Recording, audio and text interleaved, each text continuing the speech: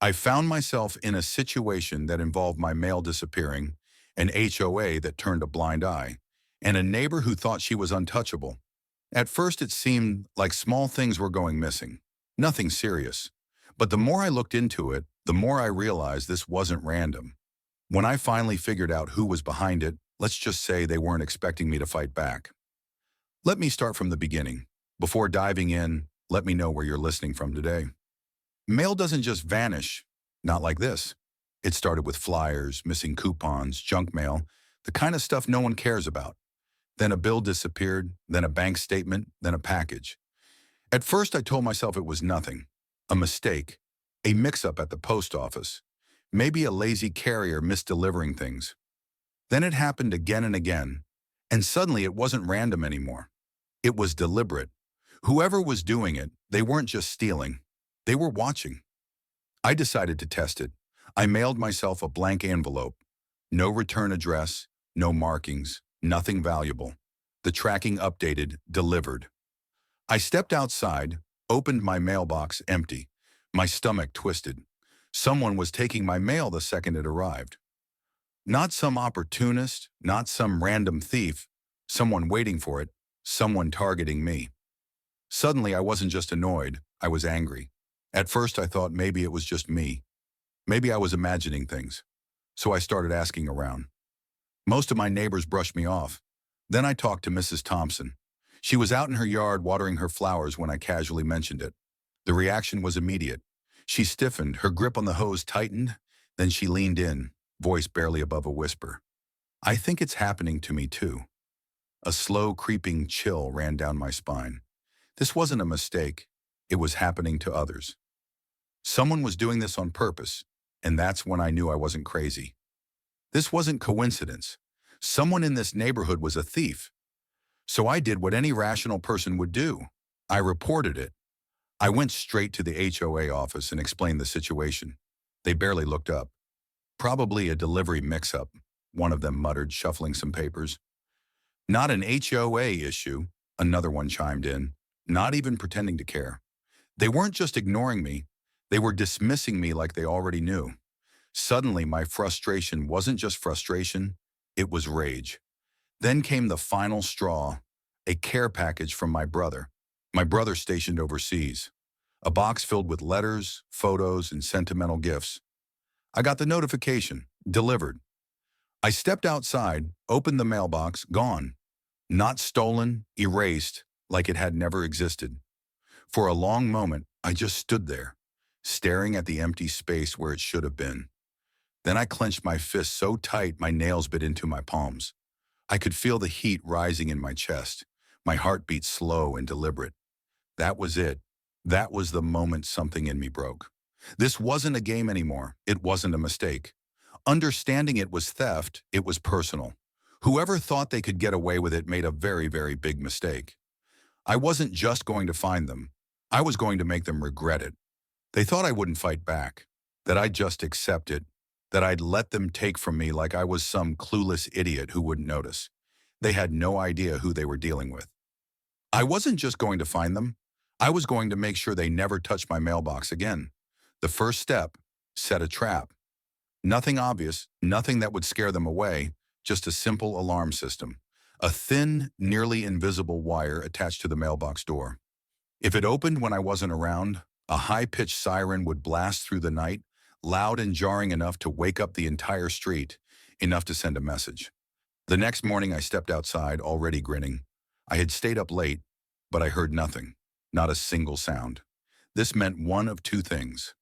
Either the thief never showed up, or they did, and the alarm scared them so badly they ran.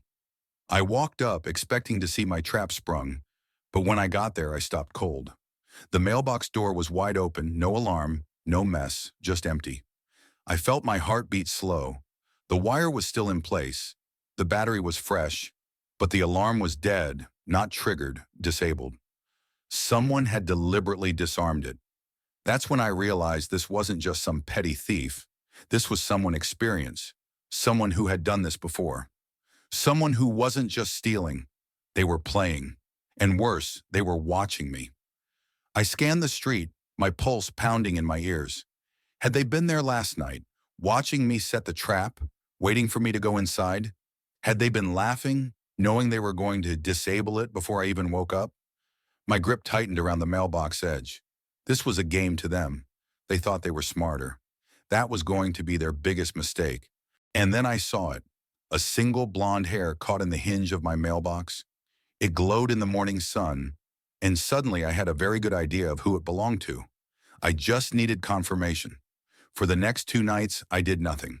No more alarms, no more traps. Just me sitting in the dark, watching, waiting.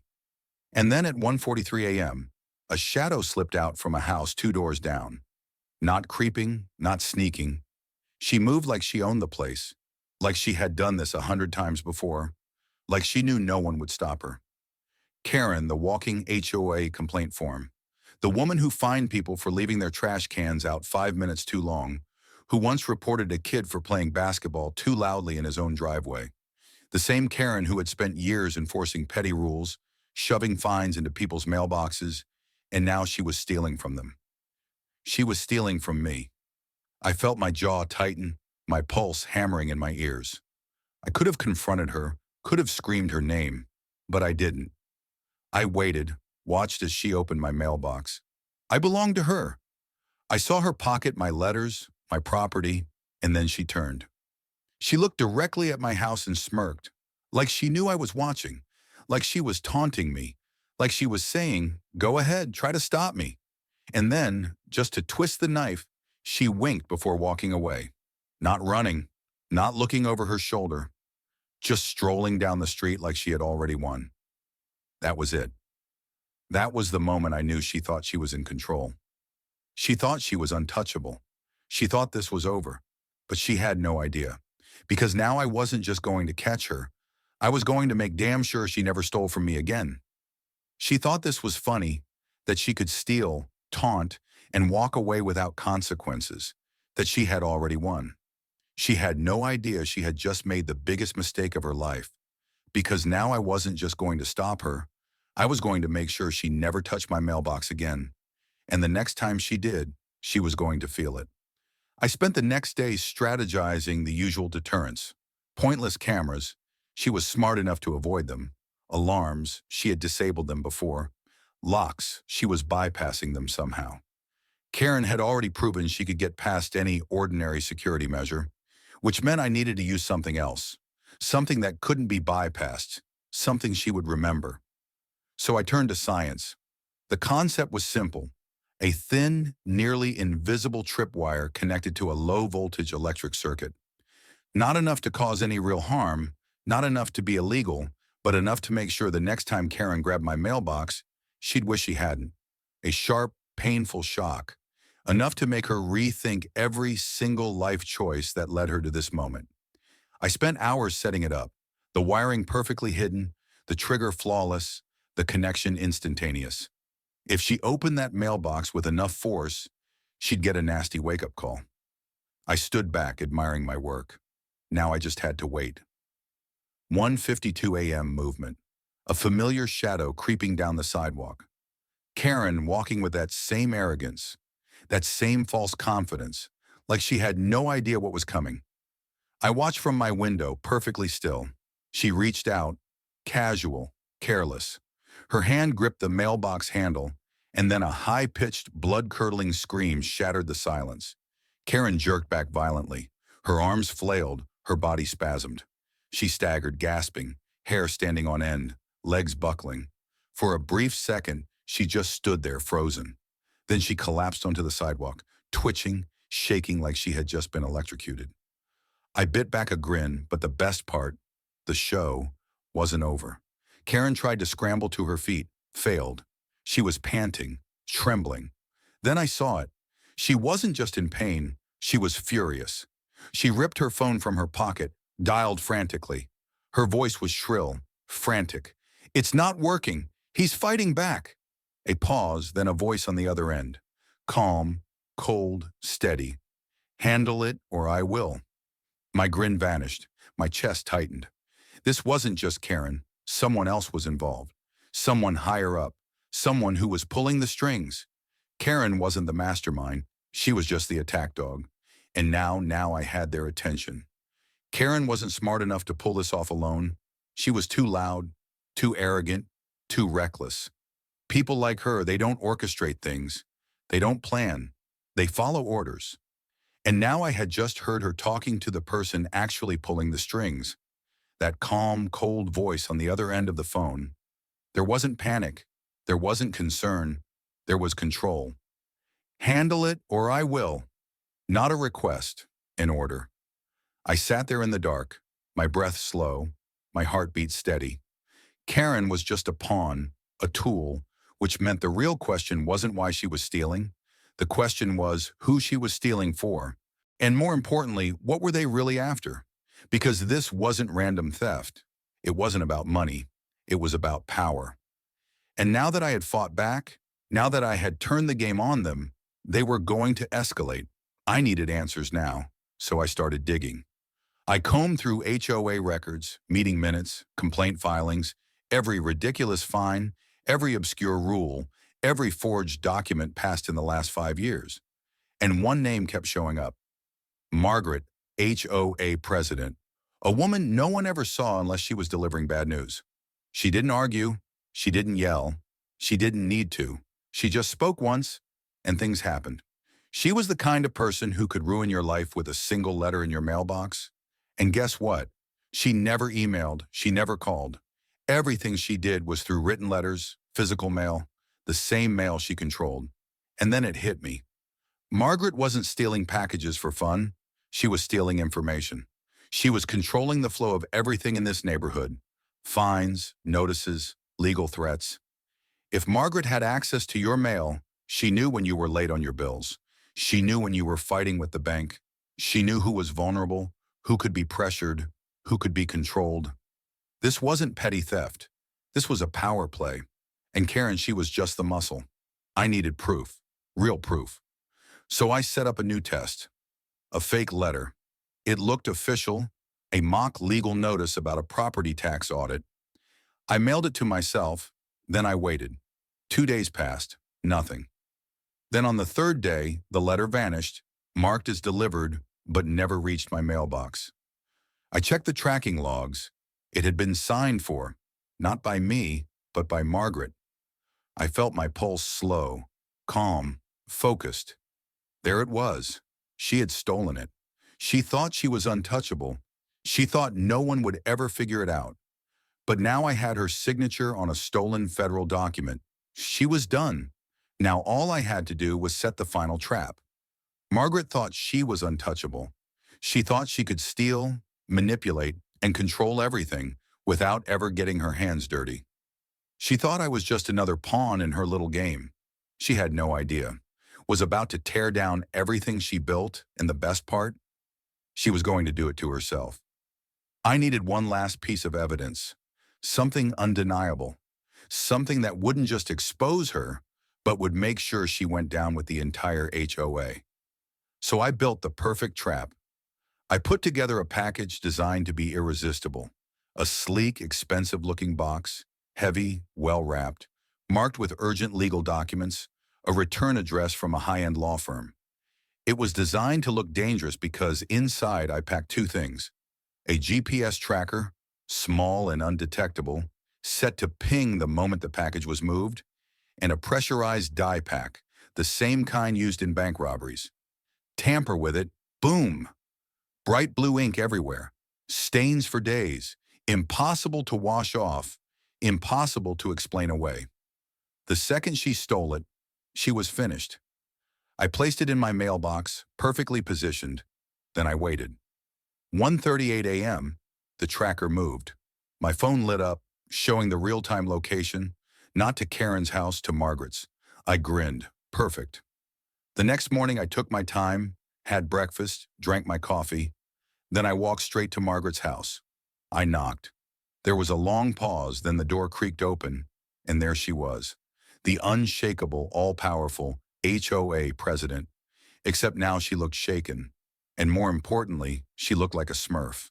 Her hands, her blouse, even part of her face, all covered in bright blue dye. I held up my phone recording. Care to explain that? Her mouth opened, then closed. She looked at her hands like she could somehow undo the damage. I almost felt bad. Almost. Then she snapped back to her usual self. She straightened up, narrowed her eyes, and sneered. "You have no proof." I smiled wider. "Oh, really?" I tilted my phone. "Because this little tracker, it says you stole federal mail. That's a felony." Her face twitched, and then the siren started. Margaret turned just in time to see two police cruisers pull up. One officer stepped out holding a warrant. "Margaret Olson," he said. She went pale. "We have a few questions about your involvement in mail theft, document tampering, and HOA financial misconduct." Her jaw tightened, but she wasn't getting out of this. They didn't give her a choice. They walked right past me, cuffed her on her own front porch, and stuffed her into the back of the car.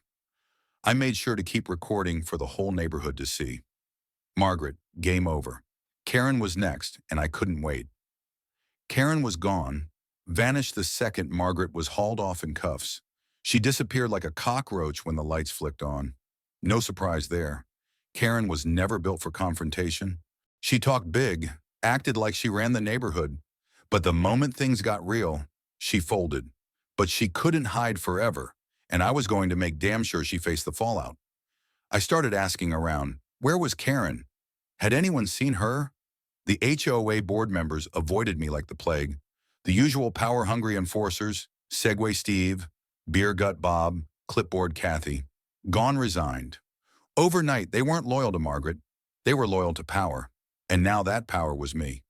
But Karen, she was still in the neighborhood, lurking, waiting, trying to see if she could weasel her way out of this. Then I got my moment. I was outside enjoying my morning coffee when I saw her. She was slipping out of her house, hoodie up, head down, walking fast toward her car. She thought no one would notice, but I did. I put my cup down and strolled over. "Hey, Karen." She froze, didn't turn around, didn't acknowledge me. Just stood there, stiff as a corpse. I stepped closer. "You forgot something."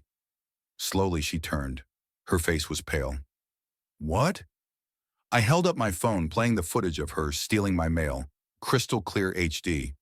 The moment her greedy hands touched my mailbox, the second she ran off, her face twisted. I hit pause. "I sent this to the cops this morning," I said, slipping my phone back into my pocket. "But I figured I'd give you a heads up before they come knocking."